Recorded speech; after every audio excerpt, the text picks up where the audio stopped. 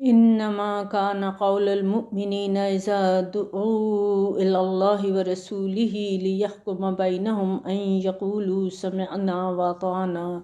حقیقی مومنین کو تو جب اللہ اور اس کے رسول صلی اللہ علیہ وآلہ وسلم کی طرف بلایا جاتا ہے کہ وہ ان کے درمیان فیصلہ کریں تو ان کا قول بس یہی ہوتا ہے کہ ہم نے سنا اور ہم نے مانا، یعنی ہم تو فیصلے کے لیے نبی صلی اللہ علیہ وآلہ وسلم کے حضور حاضر ہیں۔ نبی صلی اللہ علیہ وآلہ وسلم جو بھی فیصلہ کریں گے ہمیں بصر و چشم قبول ہوگا۔ پیچھے منافقین کی بات کی گئی تھی کہ وہ اپنے فیصلوں کے لیے نبی صلی اللہ علیہ وآلہ وسلم کے پاس تب جاتے ہیں جب انہیں یقین ہو کہ فیصلہ ان کے حق میں ہوگا، تو پھر پورے اطاعت شعار بنتے ہیں، اور اگر انہیں ہو کہ فیصلہ ان کے خلاف ہوگا تو پھر وہ یہودیوں کے پاس لے جانے کو ترجیح دیتے ہیں، اس لیے کہ نبی صلی اللہ علیہ وآلہ وسلم کے فیصلے انصاف پر مبنی ہونے کی وجہ سے عام طور پر ان کے خلاف جاتے تھے۔ تو ان لوگوں کے بارے میں کہا گیا بل اولئک هم الظالمون، اب ان کے مقابلے میں دوسرے لوگ ہیں جو کہ حقیقی مومن ہیں، کہ جب انہیں اللہ تعالیٰ کے رسول صلی اللہ علیہ وآلہ وسلم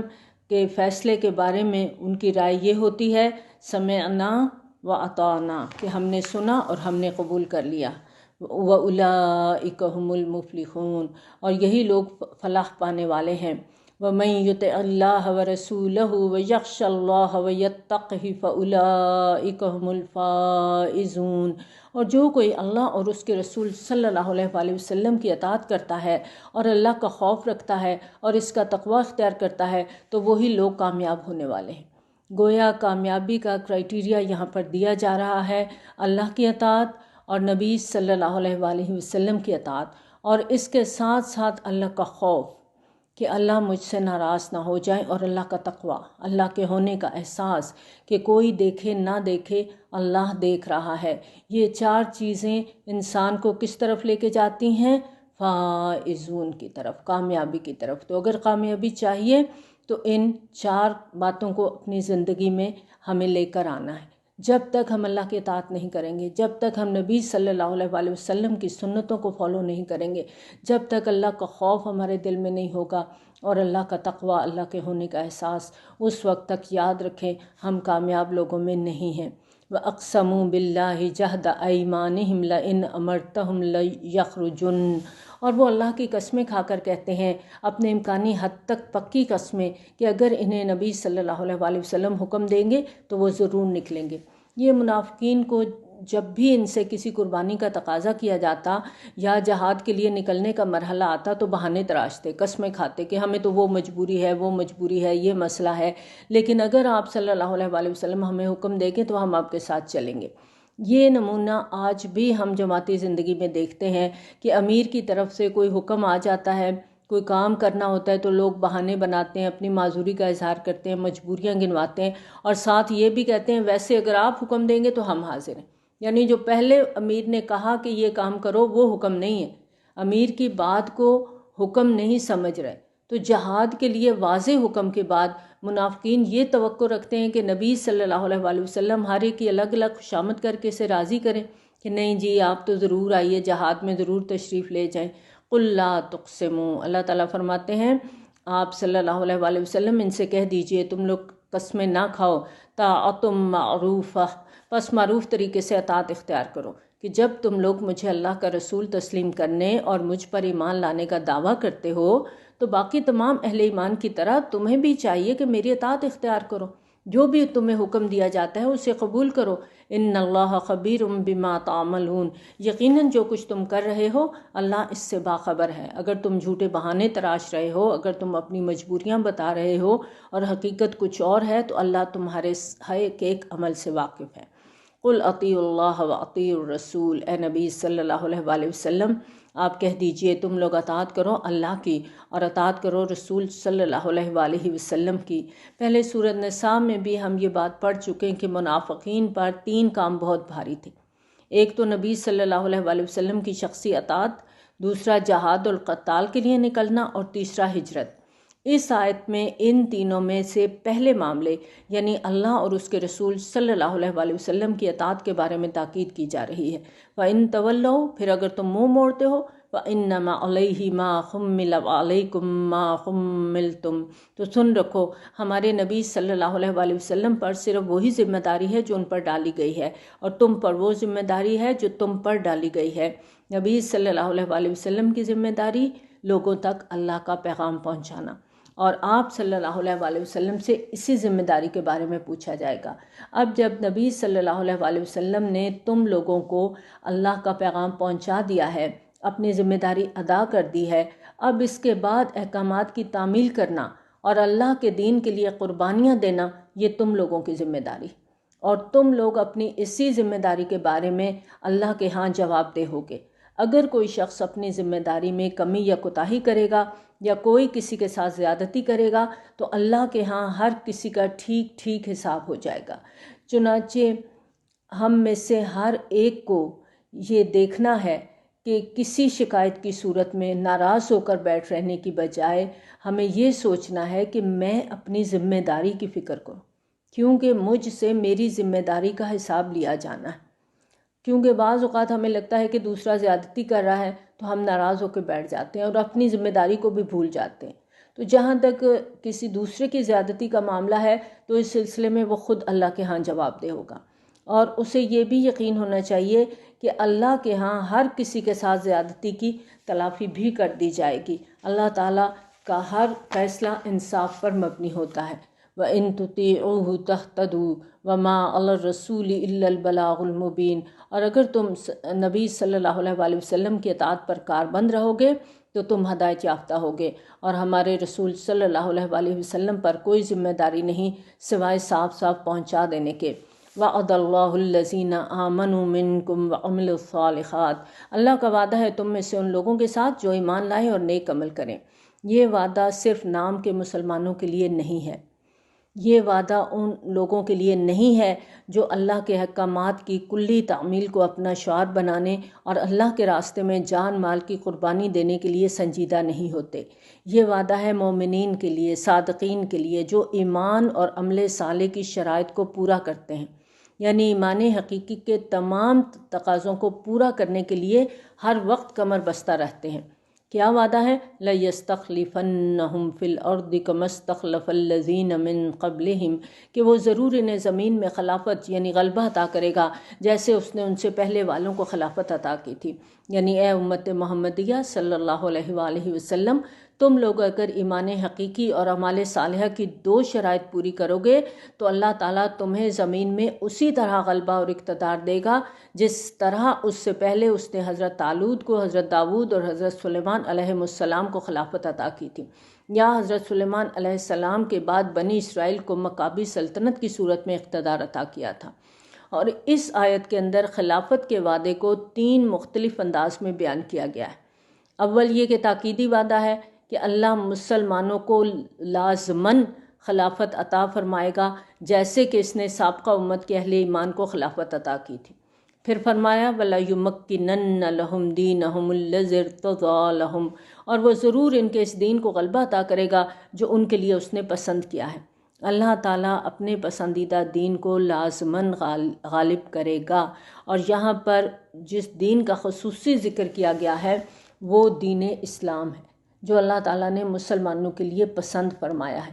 سورۃ مائدہ کی آیت نمبر 3 میں باقاعدہ نام لے کر بتایا گیا کہ اللہ نے تمہارے لیے دین اسلام کو پسند فرمایا۔ الیوم اکملت لکم دینکم واتممت علیکم نعمتی ورضیت لکم الاسلام دینا، آج کے دن میں نے تمہارے لیے تمہارے دین کی تکمیل فرما دی اور تم پر اپنی نعمت کا اتمام فرما دیا، اور تمہارے لیے میں نے پسند کر لیا اسلام کو بحیثیت دین کے۔ تو یہاں دوسری بات جو بتائی گئی ہے وہ یہ کہ خلافت ملے گی تو اس کے نتیجے کے طور پر اللہ کا دین لازماً غالب ہوگا۔ اور تیسری بات وَلَيُبَدِّلَنَّهُم مِّن بَعْدِ خَوْفِهِمْ أَمْنًا، اور وہ ان کی موجودہ خوف کی حالت کے بعد اس کو لازماً امن سے بدل دے گا۔ یہ اس کیفیت کی طرف اشارہ ہے جو ہجرت کے فوراً بعد کے زمانے میں مسلمانوں پر طاری تھی۔ مدینہ کے اندر مسلسل ایمرجنسی کی سی حالت تھی، ہر وقت افواہیں اڑ رہی تھیں کہ فلاں قبیلے کی طرف سے حملے کا خطرہ ہے، فلاں قبیلہ جنگ کی تیاریوں میں مصروف ہے، اور قریش مکہ کی طرف سے خوفناک سازش کی خبریں پہنچ رہی تھیں۔ آج ابو عامر راہب نے شیطانی منصوبے کی اطلاع اس کی طرف سے آن پہنچی۔ غرض کے ہجرت کے بعد 5 سال تک مسلمان مسلسل ایک خوف کی کیفیت میں زندگی بسر کرنے پر مجبور رہے۔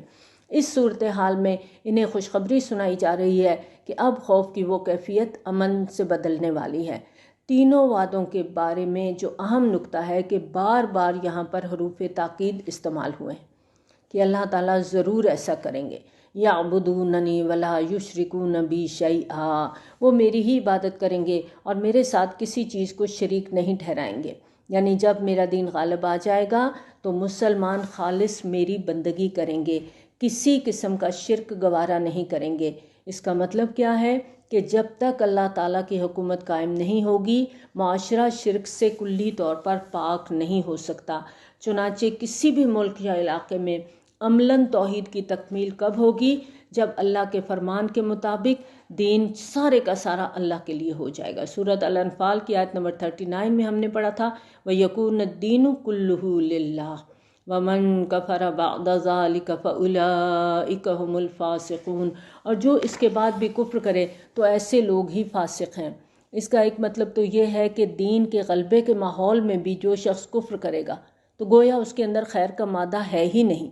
دوسرا مطلب مفسرین نے اس کا یہ کیا ہے کہ باطل کے غلبے میں کسی شخص کا ایمان لانا، اس پر قائم رہنا اور اس کے مطابق عمل کرنا انتہائی مشکل ہے، لیکن جب دین غالب ہو جائے گا تو اس کے بعد ساری رکاوٹیں دور ہو جائیں گی، تو صرف وہی شخص دین سے دور رہے گا جس کی فطرت ہی بنیادی طور پر مسخ ہو چکی ہے۔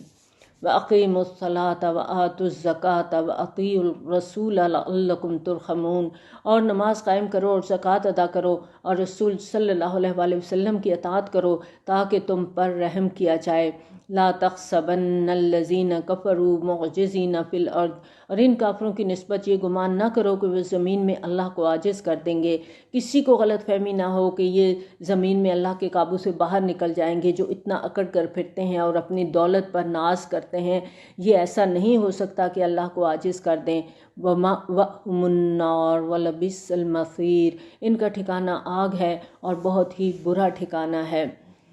اب جو سورت کے آخر میں معاشرتی اور سماجی معاملات کے بارے میں دوبارہ کچھ ہدایات دی جا رہی ہیں۔ ڈاکٹر اسرار احمد اس کے بارے میں، اس سورت کے بارے میں لکھتے ہیں کہ اس سورت میں مضامین کی ترتیب کے اعتبار سے اس کی مثال ایک ایسے خوبصورت ہار کی سی ہے جس کے درمیان میں ایک بہت بڑا ہیرا ہے اور دونوں اطراف موتی جڑے ہوئے ہیں۔ اس سورت کی آیت نمبر 35 جو سورت کے تقریباً وسط میں ہے، کوہ نور ہیرے کی مانند ہے، اور دونوں اطراف میں معاشرتی اور سماجی احکامات موتیوں کی طرح جڑے ہوئے ہیں۔ تو کچھ احکامات پہلے آتے ہیں، کچھ بعد میں آتے ہیں، اور بیچ میں یہ سورت آتی ہے اللہ نور السماوات والارض، آیت آتی ہے جو ہم نے پڑھی تھی، یا ایھا الذین آمنوا لیستأذنکم الذین ملکت ایمانکم۔ اب دوبارہ سے معاشرتی اور سماجی معاملات کے بارے میں احکامات دیے جا رہے ہیں کہ اے ایمان والو، چاہیے کہ تم سے اجازت لیا کریں تمہارے غلام اور لونڈیاں، والذین لم یبلغوا الحلم منکم 3 مرات، اور تمہارے وہ بچے جو بھی بلوغت کی عمر کو نہیں پہنچے 3 اوقات میں، یعنی دن رات میں 3 اوقات تمہارے پرائیویسی کے اوقات ہیں۔ ان اوقات میں تمہارے غلام، باندیاں، بچے بھی بلا اجازت تمہارے کمرے میں نہیں آ سکتے۔ اور یہ کون سے اوقات ہیں؟ من قبل صلاۃ الفجر وحین تضعون ثیابکم من الظہیرۃ، فجر کی نماز سے پہلے اور جب تم اپنے کپڑے اتار دیتے ہو دوپہر کی وقت، ومن بعد صلاۃ العشاء، اور عشاء کی نماز کے بعد، 3 عورات لکم، یہ 3 اوقات تمہارے پردے کے ہیں، یعنی یہ تمہاری پرائیویسی کے اوقات ہیں۔ ان اوقات میں تمہارے خادموں کو بھی اور تمہارے بچے جو بھی نابالغ ہیں ان کا اچانک تمہارے پاس آنا جانا مناسب نہیں ہے۔ انہیں ہدایت کرو، انہیں سکھاؤ، یہ ایٹیکیٹ سکھاؤ کہ ان اوقات میں وہ تمہاری پرائیویٹ جو تمہارا جگہ ہے، تمہارا بیڈ روم ہے، وہاں نہ آئیں، اگر آنا چاہیں تو اجازت لے لیا کریں۔ لیس علیکم ولا علیہم جناح بعدہن، ان اوقات کے بعد وہ بلا اجازت آئیں تو تم پر ان پر کوئی حرج نہیں، یعنی ان اوقات کے علاوہ غلام، باندیاں یا بچے اگر بغیر اجازت آتے جاتے ہیں تو کوئی حرج والی بات نہیں ہے۔ طوافون علیکم بعضکم علی بعض، تم ایک دوسرے کے پاس پھرتے پھراتے ہی رہتے ہو، یعنی گھر کے اندر ادھر ادھر مختلف کاموں کے لیے مختلف افراد کو آنا جانا لگا رہتا ہے، کام کاج والے اندر باہر آتے جاتے ہیں، اسی طرح سے چھوٹے بچے کبھی اندر دوڑتے ہیں کبھی باہر دوڑتے ہیں، تو اس طرح کی آمد و رفت پر ان خاص اوقات کے علاوہ کوئی پابندی نہیں ہے۔ کذالک یبین اللہ لکم الآیات واللہ علیم حکیم، اس طرح اللہ واضح کرتا ہے تمہارے لیے اپنی آیات اور اللہ علیم اور حکیم ہے۔ وَإِذَا بَلَغَ الْأَطْفَالُ مِنْكُمُ الْحُلُمَ فَلْيَسْتَأْذِنُوا كَمَا اسْتَأْذَنَ الَّذِينَ مِنْ قَبْلِهِمْ، اور جب تمہارے بچے بلوغت کی عمر کو پہنچ جائیں تو چاہیے کہ وہ بھی اجازت لیں جیسے ان سے پہلے لوگ اجازت لیتے ہیں۔ یعنی یہاں پر تو بات کی گئی چھوٹے بچوں کی کہ وہ کمروں کے اندر بغیر اجازت کے 3 اوقات میں نہیں جائیں گے اور اس کے علاوہ وہ آ جا سکتے ہیں، لیکن اب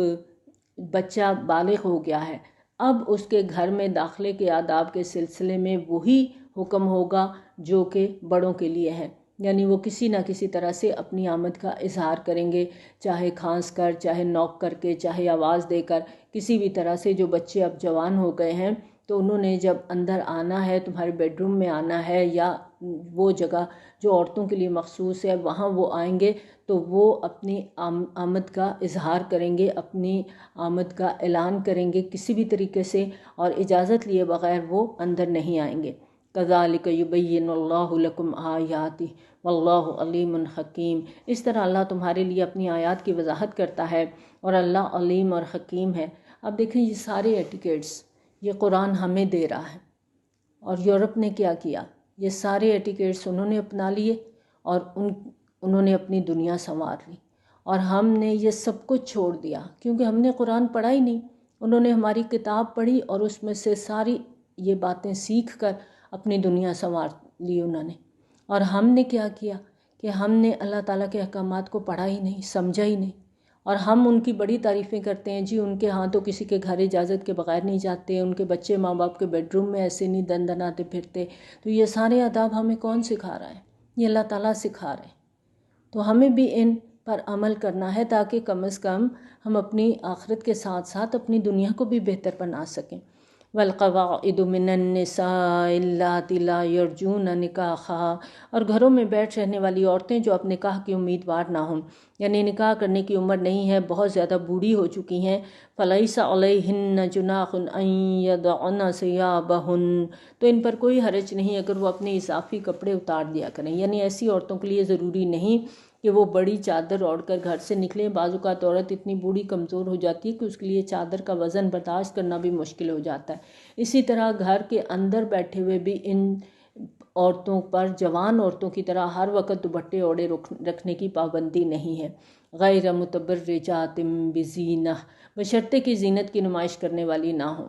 یعنی اپنی چادریں اتار کر رکھ دینے سے ان کی نیت دوسروں پر اپنی زینت ظاہر کرنے کی نہ ہو، اور نہ وہ بظاہر ایسا کریں۔ لیکن آج کل کی بزرگ خواتین جو بہت زیادہ اپنے آپ کو بنا سنوار کے رکھتی ہیں، ہیئر سٹائل بھی بناتی ہیں، میک اپ بھی بہت کرتی ہیں، وہ اس حکم میں نہیں آتی۔ وَإِن يَسْتَعْفِفْنَ خَيْرٌ لَهُنَّ وَاللَّهُ سَمِيعٌ عَلِيمٌ، اور اگر وہ اس معاملے میں احتیاط ہی کریں تو ان کے لیے بہتر ہے، اللہ سب کچھ سننے والا، ہر چیز کا جاننے والا ہے۔ یعنی ان کے بوڑھے ہونے کی وجہ سے، کمزور ہونے کی وجہ سے جو رعایت دی جا رہی ہے، اگر وہ اس رعایت کا فائدہ نہیں اٹھاتی اور حد الوسع احتیاط کرتی ہیں تو یہ انہی کے لیے بہتر ہے، کیونکہ شیطان تو ہر وقت انسان کی طاق میں ہے، کوئی پتہ نہیں ہوتا کہ کب وہ کہاں فتنہ کھڑا کر دے۔ لیس علی الاعمی حرج، کسی اندھے پر کوئی تنگی نہیں۔ یہاں پر اس سوال کا جواب دیا جا رہا ہے کہ اگر کسی خاندان، گھر یا برادری میں کوئی معذور شخص ہو یا معذوری کی وجہ سے اپنے آزاد معاش کا اہل نہ ہو، یعنی وہ اپنے لیے کوئی ذریعہ معاش نہیں کما نہیں سکتا ہے پیسے، تو ایسے شخص کے لیے شریعت کی ان پابندیوں کے بارے میں کیا حکم ہوگا؟ ایسے لوگوں کے بارے میں یہاں پر واضح طور پر بتا دیا گیا کہ اگر وہ تمہارے گھروں میں رہتے ہیں یا آتے ہیں، کھاتے پیتے ہیں تو کوئی مذائقہ نہیں ہے۔ ولا علی العرج حرج ولا علی المریض حرج ولا علی انفسکم، اور نہ کسی لنگڑے پر کوئی تنگی ہے، نہ کسی مریض پر کوئی تنگی ہے، اور نہ خود تمہارے اپنے اوپر اس ضمن میں کوئی تنگی ہے۔ ان تأکلوا من بیوتکم، کہ تم کھانا کھایا کرو اپنے گھروں سے، یا اپنے باپوں کے گھروں سے، یا اپنی ماؤں کے گھروں سے، یا اپنے بھائیوں کے گھروں سے، یا اپنی بہنوں کے گھروں سے، یا اپنے چچاؤں کے گھروں سے، یا اپنی پھوپھیوں کے گھروں سے، یا اپنے ماموں کے گھروں سے، یا اپنی خالاؤں کے گھروں سے۔ یہاں پر بتا دیا گیا کہ ان جگہوں پر جانا، کھانا کھانا، اس میں کوئی برائی نہیں ہے، کوئی حرج والی بات نہیں ہے۔ اور یہاں پر آپ دیکھیں کہ تمام رشتوں کی بات کی گئی ہے۔ من بیوتکم، اپنے گھر کے سوا اپنے باپ کا گھر ہے، ماؤں کا گھر ہے، اس کے علاوہ بھائیوں کے گھر ہیں، بہنوں کے گھر ہیں، سارے گھر اس کے اندر آ جاتے ہیں۔ تو بھائیوں کے گھر جا کر بہنیں کھا پی سکتی ہیں۔ عام طور پہ نند بھاوج کے جھگڑے اسی بات پر ہوتے ہیں کہ جی نند صاحبہ آئی ہیں اور آ کے فریج کھولا ہے اور بچوں کو بنا بنا کے چیزیں تو کھلانی شروع کر دی ہیں، تو یہ اس کا رائٹ ہے۔ لیکن نند کو بھی چاہیے کہ ذرا ہاتھ ہولا رکھے، تو یہ نہیں ہے کہ اب جو بھی چیز فریج میں پڑی ہوئی ہے وہ ساری کی ساری نکال کے ادھر ادھر ضائع کر دے۔ تو یہ ایک اجازت دی گئی ہے کہ ان گھروں میں تم آزادانہ جا آ بھی سکتے ہو اور کھانا وغیرہ بھی کھا سکتے ہو۔ او ما ملکتم مفاتحہ او صدیقکم، یا ایسے گھروں میں جن کی چابیاں تمہارے پاس ہوں، یا اپنے دوستوں کے گھروں سے، یعنی وہ دوست جو بہت زیادہ قریبی دوست ہیں ان کے گھروں میں بھی جا آ سکتے ہو، کھانا وغیرہ بھی کھا سکتے ہو، یا پھر وہ گھر جن کی چابیاں تمہارے پاس ہیں۔ مثلاً کوئی کارخانہ ہے تو مالک کے پاس اس کی چابیاں ہوتی ہیں، جب چاہے وہاں جائے، بیٹھے، کھائے پیے۔ اسی طرح سے کوئی آپ کو گھر کی چابی دے جاتے ہیں، ہمسائے آپ کو کہیں جانا ہے انہوں نے چابیاں دے جاتے ہیں کہ پیچھے سے ذرا شام کو لائٹ جلا دیں یا صبح بند کر دیں، تو اب ان کے گھر میں کھانے پینے کی اجازت ہے، لیکن اس میں تھوڑی سی احتیاط ہمیں خود کرنی ہے کہ اگر وہ ایمرجنسی میں گئے ہیں، آٹا گوندھا پڑا ہے یا سالن پکا پڑا ہے اور وہ ان کے آنے تک خراب ہوگا تو وہ اٹھایا جا سکتا ہے، کھایا جا سکتا ہے۔ لیکن اب یہ نہیں ہے کہ کیونکہ اجازت ہے کہ جن کے گھروں کی چابیاں تمہارے پاس ہیں تو وہاں سے تم کھاؤ، تو اب ان کا خشک راشن بھی، چینی اور آٹا اور چاول اور پتی اور جو کچھ بھی ہے وہ بھی اٹھا کے اپنے گھر لے آئیں۔ ایسا نہیں ہے، صرف وہ چیزیں جو کہ خراب ہونے کا ڈر ہو ان کو استعمال میں لایا جا سکتا ہے۔ لیس علیکم جناح ان تأکلوا جمیعا او اشتاتا، تمہارے اوپر کوئی حرج نہیں کہ تم سب مل کر کھاؤ یا الگ الگ کھاؤ۔ عرب کے ہاں عام طور پر اکٹھے بیٹھ کر کھانے کا رواج تھا، تو کوئی ساتھ زیادہ لوگ نہیں ہوتے تھے تو وہ لوگ تنگی محسوس کرتے تھے اور کھانا نہیں کھاتے تھے، تو فرمایا کہ تم اکٹھے بھی کھا سکتے ہو، الگ الگ بھی کھا سکتے ہو، اس میں نہ کسی تکلف کی ضرورت ہے نہ کسی تکلیف کی ضرورت ہے۔ فَإِذَا دَخَلْتُمْ بُيُوتًا فَسَلِّمُوا عَلَىٰ أَنفُسِكُمْ، جب تم گھروں میں داخل ہو تو اپنے لوگوں پر سلام بھیجا کرو، یعنی جس گھر میں تم بطور مہمان جا رہے ہو اس میں موجود لوگ تمہارے اپنے ہی لوگ ہیں، تمہارے عزیز ہیں، رشتہ دار ہیں، دوست ہیں، تو اپنے ان لوگوں کو ضرور السلام علیکم کہا کرو، اور خود اپنے گھر میں بھی داخل ہو تو السلام علیکم کہا کرو۔ تحیۃ من عند اللہ مبارکۃ طیبہ، یہ دعا ہے اللہ کی طرف سے مبارک بھی اور پاک بھی۔ السلام علیکم ایک ایسی بابرکت اور پاکیزہ دعا ہے جو ایسے مواقع کے لیے اللہ تعالیٰ نے تم لوگوں کو خصوصی طور پر سکھائی ہے۔ کذالک یبین اللہ لکم الآیات لعلکم تعقلون، اس طرح اللہ تمہارے لیے اپنی آیات واضح کر رہا ہے تاکہ تم لوگ عقل سے کام لو۔ انما المؤمنون الذین آمنوا باللہ ورسولہ، مومن تو صرف وہی ہیں جو ایمان لائے اللہ پر اور اس کے رسول صلی اللہ علیہ وآلہ وسلم پر۔ وَإِذَا كَانُوا مَعَهُ عَلَىٰ أَمْرٍ جَامِعٍ لَمْ يَذْهَبُوا حَتَّىٰ يَسْتَأْذِنُوهُ، اور جب وہ کسی اجتماعی کام کے ضمن میں رسول صلی اللہ علیہ وآلہ وسلم کے ساتھ ہوتے ہیں تو وہاں سے جاتے نہیں جب تک کہ آپ صلی اللہ علیہ وآلہ وسلم سے اجازت نہ لے لیں۔ نبی صلی اللہ علیہ وآلہ وسلم کے بعد یہی حکم آپ کے جانشینوں اور اسلامی جماعت کے امراء کے لیے بھی ہے، اور اس حکم کے تحت کسی بھی جماعت کے تمام ارکان کو ایک ڈسپلن کا پابند کیا گیا ہے، اور ایسا ڈسپلن اگر جماعت کے اندر نہیں ہوگا تو کسی بھی کام یا مہم پر جاتے ہوئے کوئی ادھر کھسک جائے گا، کوئی ادھر نکل جائے گا۔ ایسی صورتحال میں کوئی اجتماعی کام مکمل نہیں ہو سکتا۔ چنانچہ اس حکم کے تحت لازمی قرار دے دیا گیا کہ کسی مجبوری یا عذر وغیرہ کی صورت میں اگر کوئی رخصت چاہتا ہے تو موقع پر موجود امیر سے باقاعدہ اجازت لے کر جائے۔ یقیناً جو لوگ آپ صلی اللہ علیہ وآلہ وسلم سے اجازت طلب کرتے ہیں وہی ہیں جو ایمان رکھتے ہیں اللہ پر اور اس کے رسول صلی اللہ علیہ وآلہ وسلم پر۔ پھر جب وہ آپ صلی اللہ علیہ وآلہ وسلم سے اجازت مانگے اپنے کسی عذر کی وجہ سے تو آپ ان میں سے جس کو چاہیں اجازت دے دیں، یعنی رخصت دینے کا اختیار نبی صلی اللہ علیہ وآلہ وسلم کے پاس ہے۔ یعنی اسلامی نظم جماعت کے لیے یہ اصول دے دیا گیا کہ اجتماعی معاملات میں رخصت دینے کا اختیار امیر کے پاس ہے۔ چنانچہ امیر یا کمانڈر اپنے مشن کی ضرورت اور درپیش صورتحال کو دیکھتے ہوئے اگر مناسب سمجھے تو رخصت مانگنے والے کو اجازت دے دے،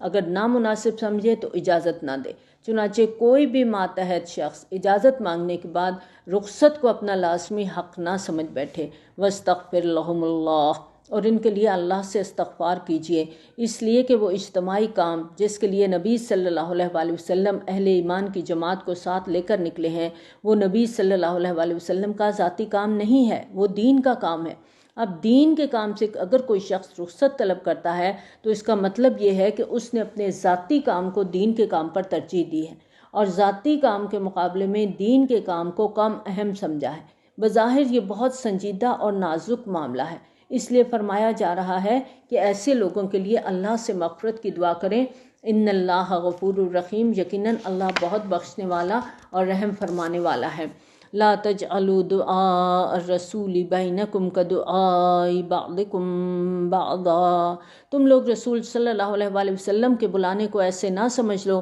جیسا تمہارا آپس میں ایک دوسرے کو بلانا ہے، یعنی نبی صلی اللہ علیہ وآلہ وسلم کا بلاوا غیر معمولی اہمیت رکھتا ہے۔ کسی دوسرے شخص کے بلانے پر تم نہ جاؤ تو کوئی بڑی بات نہیں ہے، لیکن نبی صلی اللہ علیہ وآلہ وسلم کے بلانے پر تم لبیک نہ کہو تو پھر تم اپنے ایمان کی خیر منا لو۔ ایک بلانا یہ بھی ہے کہ کسی شخص کو اس کے کسی دوست نے گھر کھانے کی دعوت دی ہے،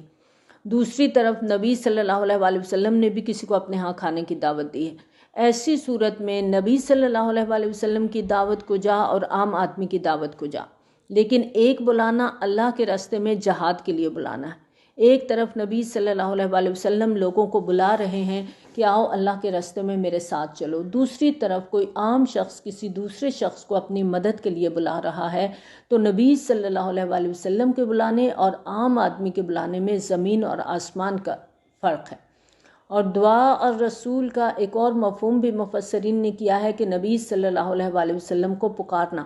یعنی جس طرح تم لوگ آپس میں ایک دوسرے کو مخاطب کرتے ہو، نبی صلی اللہ علیہ وآلہ وسلم کو تم ایسے مخاطب نہیں کر سکتے۔ نبی صلی اللہ علیہ وآلہ وسلم کا ادب اور احترام لازمی ہے۔ قد یعلم اللہ الذین یتسللون منکم لواذا، اور اللہ خوب جانتا ہے تم میں سے ان لوگوں کو جو ایک دوسرے کی اوٹ لے کر کھسک جاتے ہیں۔ یہ ان لوگوں کا ذکر جن کی نیت میں پہلے سے ہی فتور ہوتا ہے۔ ایسے لوگوں کا معاملہ یوں ہوتا ہے کہ جب کسی مہم کے لیے نکلے تو ساتھ چل پڑے، پھر جب دیکھا کہ اب ان کا نام جانے والوں میں شامل ہو گیا ہے، اب آنکھ بچا کے چپکے سے آڑ لیتے ہوئے کھسک گئے۔ یا دوسری صورت یہ بھی ہے کہ اجتماعی کسی بھی محفل میں شریک ہوئے ہیں، وہاں اچانک کسی مہم کے لیے کچھ رضاکاروں کی ضرورت پڑ گئی، اب اس سے پہلے کہ رضاکاروں کے لیے نام پوچھنے کا مرحلہ آتا، آنکھ بچائی اور وہاں سے کھسک گئے۔ تو اللہ تعالیٰ فرماتے ہیں جو لوگ رسول صلی اللہ علیہ وآلہ وسلم کے حکم کی مخالفت کرتے ہیں انہیں ڈرنا چاہیے کہ ان پر کوئی آزمائش آ جائے یا ان کو کوئی دردناک عذاب پکڑ لے۔ الا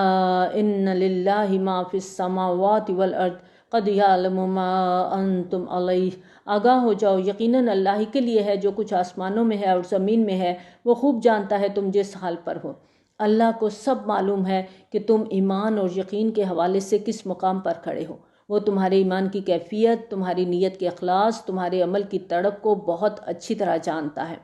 وَيَوْمَ يُرْجَعُونَ إِلَيْهِ فَيُنَبِّئُهُم بِمَا عَمِلُوا وَاللَّهُ بِكُلِّ شَيْءٍ عَلِيمٌ، اور جس دن یہ لوگ لوٹائے جائیں گے اس کی طرف تو وہ انہیں بتا دے گا جو کچھ بھی انہوں نے عمل کیے ہوں گے، اور اللہ ہر چیز کا علم رکھنے والا ہے۔ تم جو کچھ بھی آج کر رہے ہو، نبی صلی اللہ علیہ وآلہ وسلم کے ساتھ مخالفت کر رہے ہو، چپکے سے سٹک جاتے ہو، ان کا ساتھ نہیں دیتے، سب اللہ تعالیٰ کے علم میں ہے، اور جس دن تمہاری اللہ کے ہاں پیشی ہوگی سب کچھ کھول کر تمہارے سامنے رکھ دیا جائے گا۔ سورۃ فرقان ہم پڑھنے جا رہے ہیں۔ بسم اللہ الرحمن الرحیم۔ تبارک الذی نزل الفرقان علی عبدہ، بڑی بابرکت ہے وہ ہستی جس نے الفرقان نازل فرمایا اپنے بندے پر۔ یہ تیسری صورت ہے جس کی پہلی آیت میں نبی صلی اللہ علیہ وآلہ وسلم کے لیے عبد کی نسبت سے لفظ آیا ہے۔ اس سلسلے میں پہلی دو صورتیں سورت بنی اسرائیل کی پہلی آیت سبحان الذی اسری بعبدہ ہم نے پڑھا، سورت کہف کا آغاز ہوا الحمدللہ الذی انزل علی عبدہ الکتاب اب یہاں پر فرمایا تبارک الذی نزل الفرقان علی عبدہ، اور فرقان سے مراد حق اور باطل میں امتیاز کرنے والی کتاب یعنی قرآن حکیم ہے۔ لِيَكُونَ لِلْعَالَمِينَ نَذِيرًا، تاکہ وہ ہو تمام جہانوں کے لیے خبردار کرنے والا، یعنی اس قرآن کے ذریعے سے نبی صلی اللہ علیہ وآلہ وسلم کی رسالت تا قیامت جاری اور ساری رہے گی۔ جس تک یہ قرآن پہنچ گیا ہے اس تک گویا نبی صلی اللہ علیہ وآلہ وسلم کا انذار پہنچ گیا ہے۔ سورۃ الانعام کی آیت نمبر 19 میں اللہ تعالیٰ فرماتے ہیں وَأُوحِيَ إِلَيَّ هَٰذَا الْقُرْآنُ لِأُنذِرَكُم بِهِ وَمَن بَلَغَ، اور میری طرف یہ قرآن وحی کیا گیا ہے تاکہ میں خبردار کر دوں تمہیں اس کے ذریعے سے اور اس کو بھی جس تک یہ پہنچ جائے۔ چنانچہ نبی صلی اللہ علیہ وآلہ وسلم کے اس دنیا سے تشریف لے جانے کے بعد قرآن کے پیغام کو پھیلانا، اس کی تعلیم دینا، اس کے ذریعے سے انذار کے سلسلے کو تا قیامت جاری اور ساری رکھنا اب امت وسط کی ذمہ داری ہے، امت مسلمہ کی ذمہ داری ہے، یہ ہم سب کی ذمہ داری ہے۔ الذی لہ ملک السماوات والارض، وہ ہستی جس کے لیے بادشاہی ہے آسمانوں کی اور زمین کی، اور جس کی اپنی کوئی اولاد نہیں اور نہ ہی اس کا کوئی شریک ہے حکومت کے اختیارات میں، اور اس نے ہر چیز کو پیدا کیا، پھر اس کے لیے ایک اندازہ مقرر کیا، اور انہوں نے اس کے سوا ایسے معبود بنا لیے جو کچھ بھی تخلیق نہیں کرتے بلکہ وہ خود مخلوق ہیں، اور وہ اختیار نہیں رکھتے خود اپنے بارے میں بھی کسی نقصان یا نفع کا، اور نہ ہی انہیں اختیار ہے موت کا، نہ زندگی کا، اور نہ دوبارہ جی اٹھنے کا۔ یعنی اللہ کے سوا جن کو انہوں نے معبود بنا رکھا ہے ان کے پاس تو کوئی اتھارٹی نہیں ہے، وہ تو خود اپنے بارے میں کسی نقصان نفع کا اختیار نہیں رکھتے، تو وہ تمہارا فائدہ نقصان کیا کریں گے۔ وقال الذین کفروا ان ھذا الا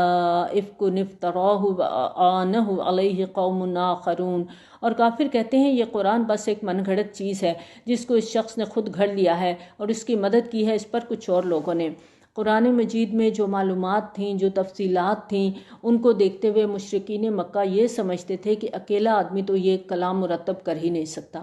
چنانچہ وہ نبی صلی اللہ علیہ وآلہ وسلم پر یہ الزام لگاتے تھے کہ آپ کے پیچھے کچھ اور بھی لوگ ہیں جو خفیہ طور پر اس کلام کی تصنیف میں آپ کی مدد کر رہے ہیں، اور یعنی آپ نے اس کام کے لیے باقاعدہ ایک ادارہ تحریر تشکیل دیا ہوا ہے۔ اللہ تعالیٰ فرماتے ہیں فَقَدْ جَاءُوا ظُلْمًا وَزُورًا، یہ لوگ ظلم اور جھوٹ پر کمر بستہ ہو گئے ہیں، یعنی ایسی باتیں کر کے یہ لوگ یقینی طور پر جھوٹ اور ظلم کے مرتکب ہو رہے ہیں۔ وَقَالُوا أَسَاطِيرُ الْأَوَّلِينَ اكْتَتَبَهَا، اور کہتے ہیں یہ پرانے لوگوں کے قصے ہیں جو اس نے کسی سے لکھوا لیے ہیں، پھر یہ املا کرائی جاتی ہے اس کو صبح اور شام، یعنی ان کے پیچھے خفیہ طور پر کچھ لوگ ہیں جو قصے کہانیاں گھڑ رہے ہیں، وہ صبح و شام نبی صلی اللہ علیہ وآلہ وسلم سے ملتے ہیں اور اپنی گھڑی ہوئی باتیں انہیں لکھوا دیتے ہیں، پھر یہ وہی باتیں ہمیں سنا کر دھونس جماتے ہیں کہ مجھ پر وحی آئی ہے۔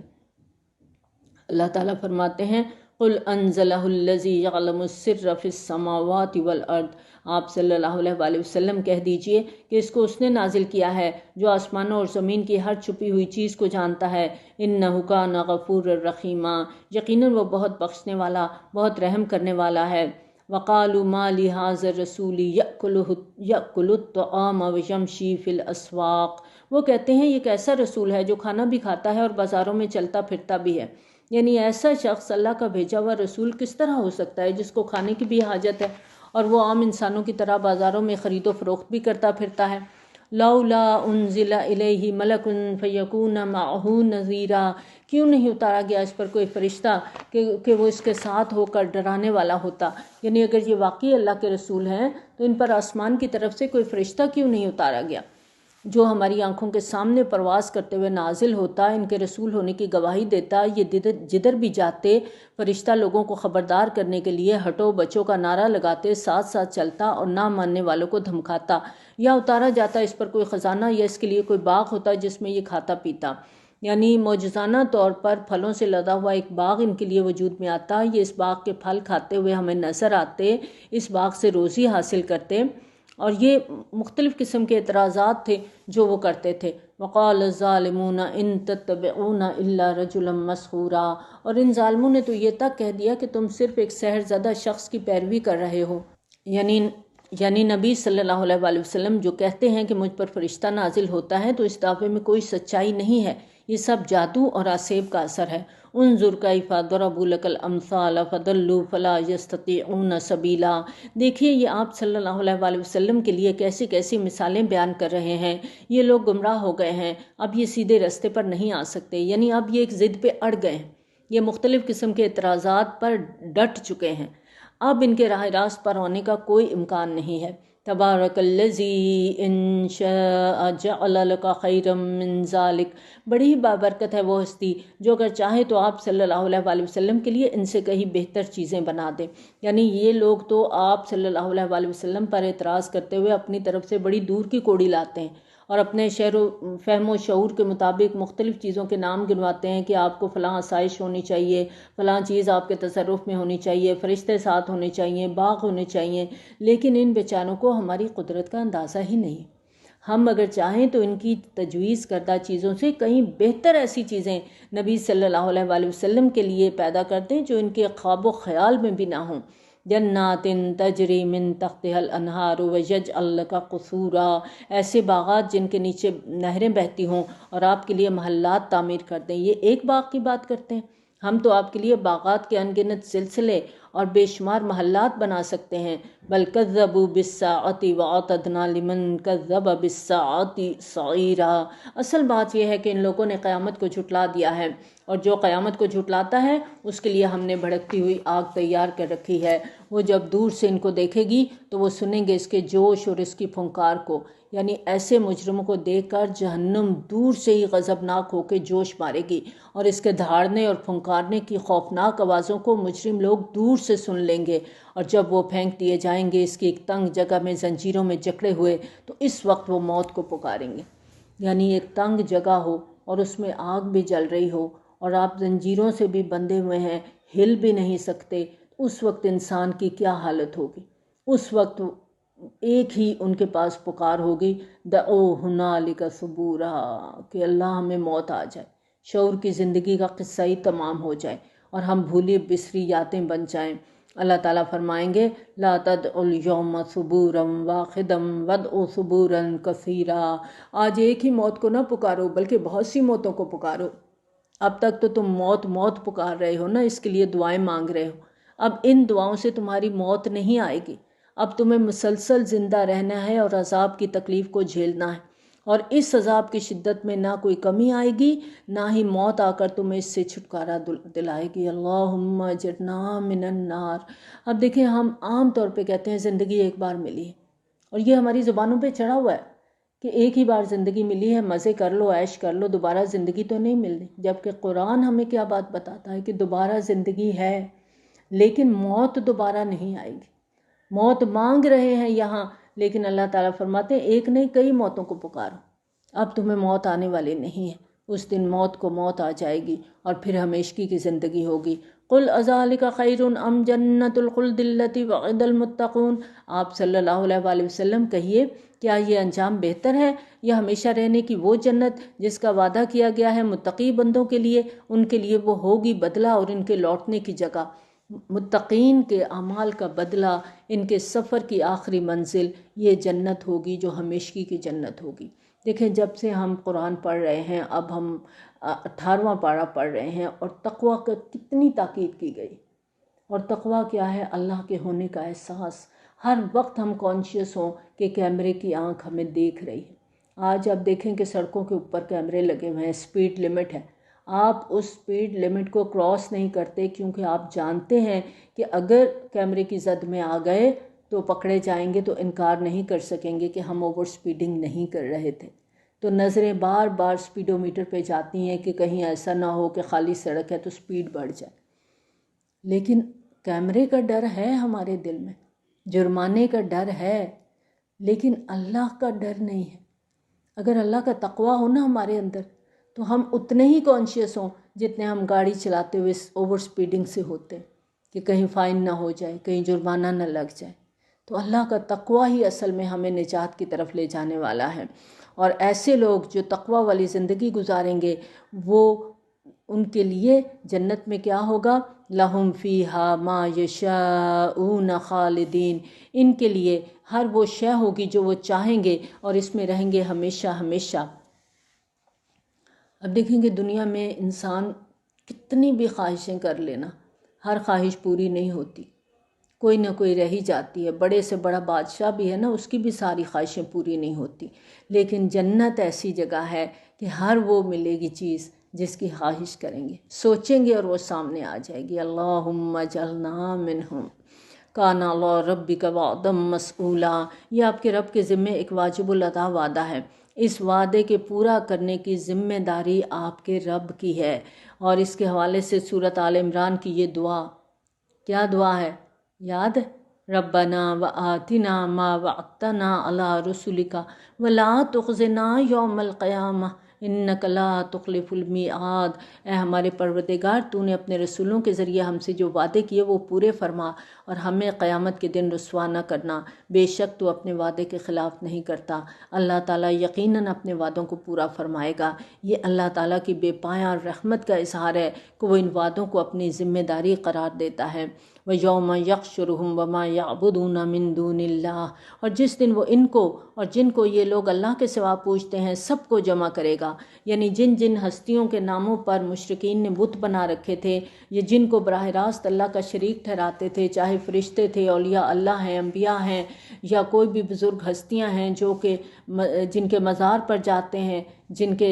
نام کے چڑھاوے چڑھاتے ہیں، قربانیاں دیتے ہیں، اللہ تعالیٰ سب کو جمع کرے گا اور فرمائے گا کیا میرے ان بندوں نے تم کو گمراہ کیا تھا یا وہ خود ہی راستے سے بھٹک گئے تھے؟ یعنی یہ جو تمہیں شریک بنا کے بیٹھے ہوئے تھے، تم نے انہیں کہا تھا، تم نے یہ رستہ دکھایا تھا، یا یہ خود بھٹکے ہوئے تھے؟ وہ کیا جواب دیں گے؟ آج جن کے در پہ سجدے کرتے ہیں، چڑھاوے چڑھاتے ہیں، وہ کہیں گے قالوا سبحانک ما کان ینبغی لنا ان نتخذ من دونک من اولیاء، وہ کہیں گے تو پاک ہے، ہمارے لیے تو یہ روا ہی نہیں تھا کہ ہم تیرے سوا کسی کو اپنا ولی بناتے۔ اللہ اور اہل ایمان کے درمیان ولایت باہمی کا مضبوط رشتہ قائم ہے۔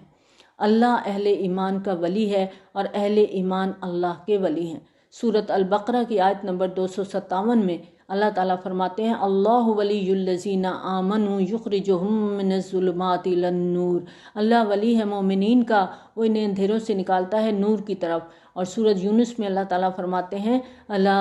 ان اولیاء اللہ لا خوف علیہم ولا هم یحزنون، آگاہ رہو یقیناً جو اللہ کے ولی ہیں نہ انہیں کوئی خوف ہے نہ وہ غمگین ہوں گے۔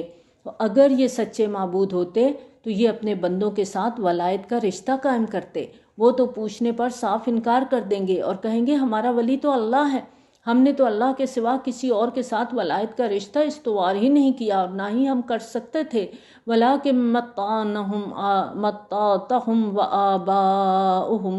لیکن اے پروردگار تو نے انہیں اور ان کے آباء و اجداد کو دنیا کا ساز و سامان دیا، ان کو دنیا میں مال و دولت دی، حیثیت اور وجاہت دی، پشت در پشت خوشحالی دی، فارغ البالی دی، جس کا نتیجہ کیا ہوا؟ حتیٰ نسوا الذکر وکانوا قوما بورا، یہاں تک کہ وہ یاد دہانی کو بھول گئے اور یہ تباہ ہونے والے لوگ تھے۔ اس کے بعد اللہ تعالیٰ مشرکین کو مخاطب کر کے فرمائیں گے فقد کذبوکم بما تقولون، تو انہوں نے جھٹلا دیا تمہاری ان باتوں کو، جن ہستیوں کو تم لوگ اپنا معبود اپنا ولی مانتے تھے کہ یہ تمہاری سفارش کریں گے، یہ تمہیں چھڑوا لیں گے، انہوں نے تو تمہارے تمام دعووں کو رد کر دیا۔ فما تستطيعون صرفا ولا نصرا، اب نہ تمہارے بس میں ہے عذاب کو لوٹانا اور نہ ہی کوئی مدد، اور جو کوئی تم میں سے ظلم کا مرتکب ہوا ہے ہم اسے چکھائیں گے بہت بڑا عذاب۔ اور آپ صلی اللہ علیہ وآلہ وسلم سے پہلے ہم نے جتنے بھی رسول بھیجے وہ سب کھانا بھی کھاتے تھے اور بازاروں میں بھی چلتے تھے، اور ہم نے تمہارے بعض کو بعض کے لیے آزمائش بنا دیا۔ اے مسلمانوں اتصبرون، کیا تم صبر کرتے ہو؟